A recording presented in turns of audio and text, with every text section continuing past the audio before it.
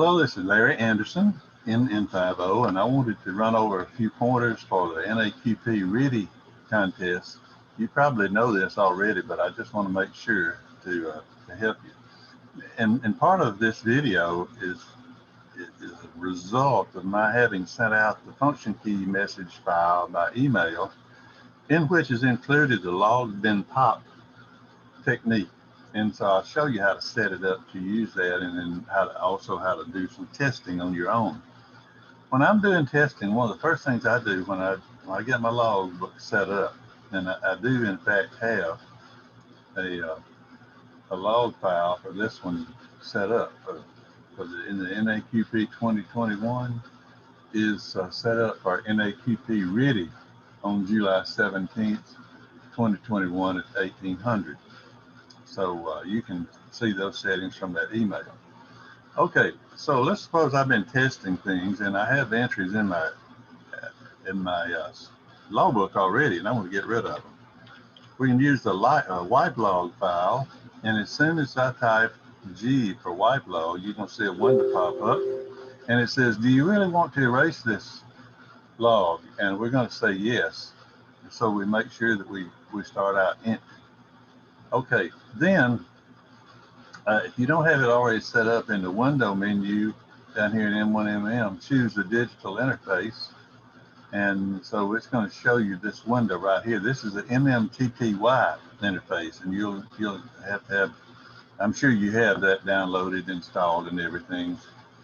And right now, mine is still set up from a previous contest with this one up here, which is for a second decoder. It's going to be two-tone. I'll open that one in a minute. The next thing I want to do is just to kind of clear up this space right here, and I choose that clear receive window right there, and you can just keep clicking that. We're going to pay attention to this window right over here, where call signs that we hear are going to pop in here. Well, you know, just an ordinary day here, I was listening on 40 meters, and there's really no ham RTTY there, but we're going to simulate some things. Okay, so what do? We come up to setup, and we make sure that in the the MMTTY setup menu that we've chosen to use the right click is return, not menu. That's going to allow us to right click inside this digital interface window, and it will do the same thing as if we hit enter. Now let me show you. Back down in N1MM, when you do config, you want to make sure on that menu that you choose enter sends message. And that's going to be important for what we're going to do. Okay, so we've set up now so that we can right click. Now I want to have a second decoder. So what I'm going to do is I come down here to the add receive windows, and you see this fly out. Now mine already has been set up for an additional receive window. I'll just click this again and let's see what happens. It may put an additional window up here. Okay, that's good. Well, it did. It split that. So that's messed up. I'll have to fix that when I get back. Down here on my line, I have the two-tone set up, so I can just click that and it's going to start the two-tone. Now I have a second decoder working, and I'm going to be using, you see this is 1-1 and 1-2 up here. So we actually will have two decoders working, but you'll be able to see this over here. Up in the RTTY Engine 1 window, there's some things that you might want to check. Often the standard mark frequency is 2125. So if you click that right there, you can just pick to put it back on 2125. And now in two-tone, there's some question about what you choose in this window. It's on selected right now, but you just click and it changes to spread and then flat and flutter and selected. So it's just like a carousel projector, keeps on going around.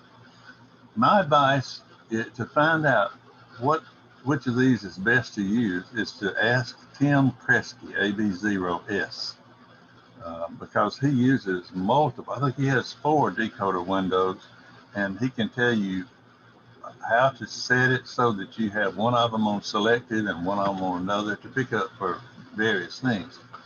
Okay, so in this one over here, it should show us what you're copying. Well, it's gibberish right now, so I'm going to clear it again. And this one, this gibberish has come up, so I'm going to clear that. But now let's simulate something. Let's suppose that we're going to, in the heat of the moment in the contest, we're going to be running. Step searching paths, but let's go ahead and click on run. And I'm going to show you what happens when we start to call CQ. So I have my transmitter turned down to 0 watts, so it'll act like it's transmitting, but nothing's going out. So because it's highlighted in yellow, then that's what's going to happen when I press enter. But I'm going to come up here to this window and just right click and show you what happens. When I do that, it starts calling CQ, and it will continue to do that until I get an answer. So I'm calling CQ, waiting for answers. I keep calling CQ. Well, there's something we can do to help us when we test. And so I'm going to show that to you right now. And all of these windows down here, you can click some of these and it will send whatever you like. Here's QRZ. You could click that and watch it. It's going to send QRZ. And if somebody wanted to know what my call sign is, I could click right there and it's going to send that call sign. And there's no space before it or after it, so it's mixed up in the gibberish.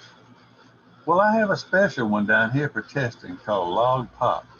And what I want you to do, yours probably will be empty, but I'm going to just right click right down here. And when I do, this digital interface setup window comes up here. And you remember some of these, there was NN50 and some other stuff. Well, in this bottom right-hand corner, it may appear, and when you rest your cursor on it, it's going to be empty, but it looks like it's empty, but it really isn't. And so what I've done is I'm going to click right there, and in the window, you always start what you're going to do with the transmit and receive macro. So you can just go over here and click on the TX, put TX in a space, and then I just typed in call signs of some of the Deep Dixie people. I actually had 10 in here, but that's too many to test.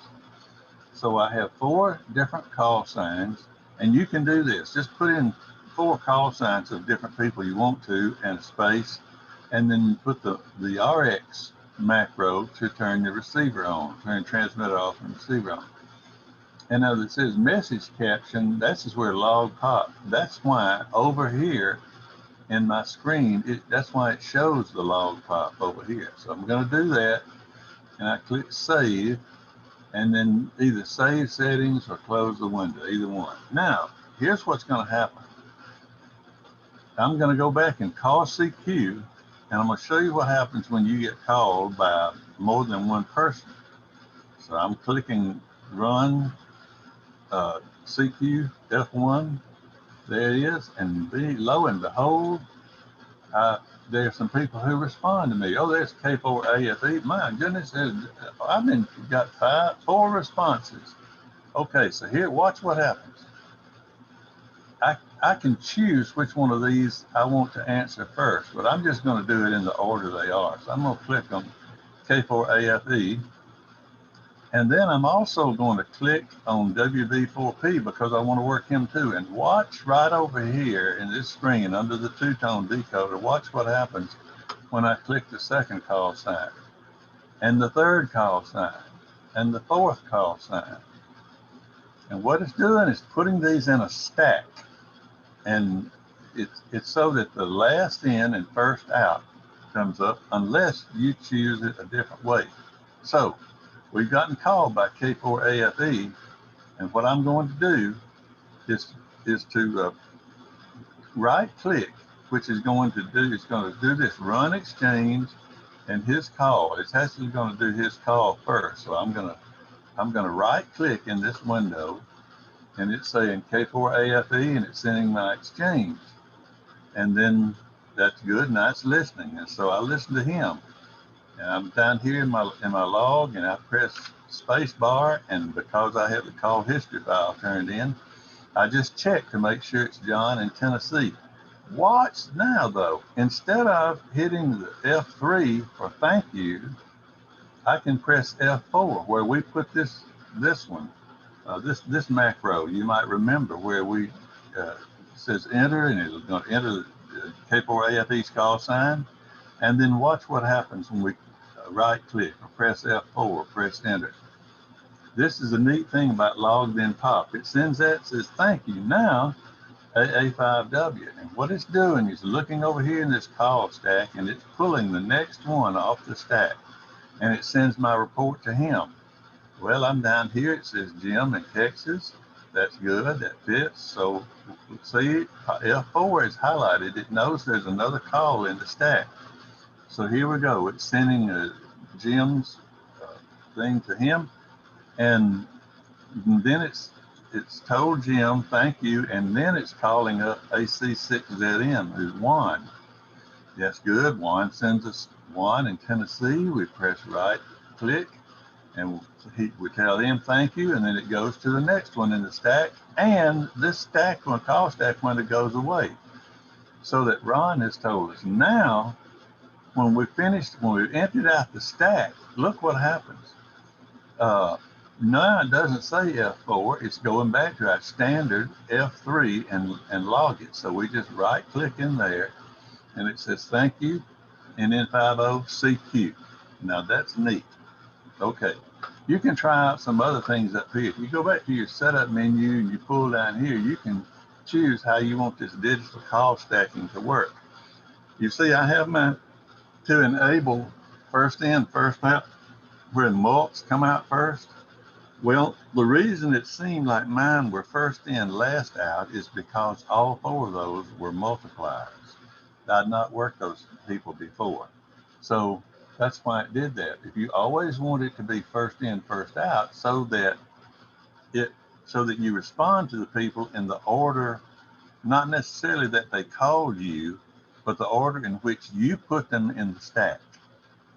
So that's a really good thing. I'm gonna leave mine on mults first, because if I have been answered by 3 people and 2 of them are from Mississippi or Tennessee, and I've worked several Mississippi and Tennessee stations, but there's one from Delaware, then I want to work the Delaware station first. So it's gonna pull it out of the stack before it pulls those other ones, because I told it to. Okay, I hope this helps. And there's some other things that you can learn about how to tweak these things up here. Having the second decoder has really helped me in some times when it made the difference between getting the QSO and not having to ask for a repeat, or if it's heavy QRM, you send just a question mark or whatever.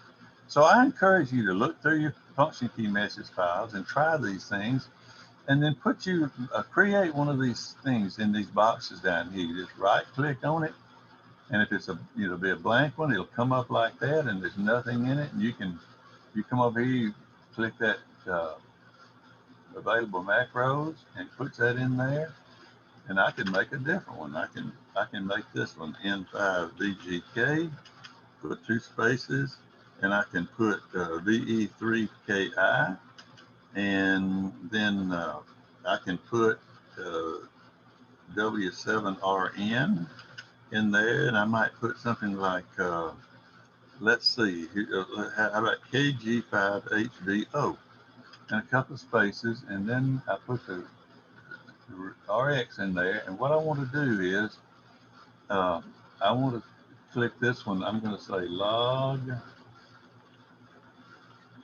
pop 2.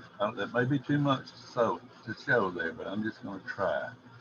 And we click those save those settings, and let's see what happens now. I should come back with well, it didn't show me that that was activated, so it's not going to do anything. I messed something up, and so I'm confusing you, and I apologize for that. But you can make all this work. Okay, I hope that helps. Let me know, and I look forward to maybe having a chance to work some of y'all Probably not this contest, but next one. Thank you for participating. 73 from Larry, NN50.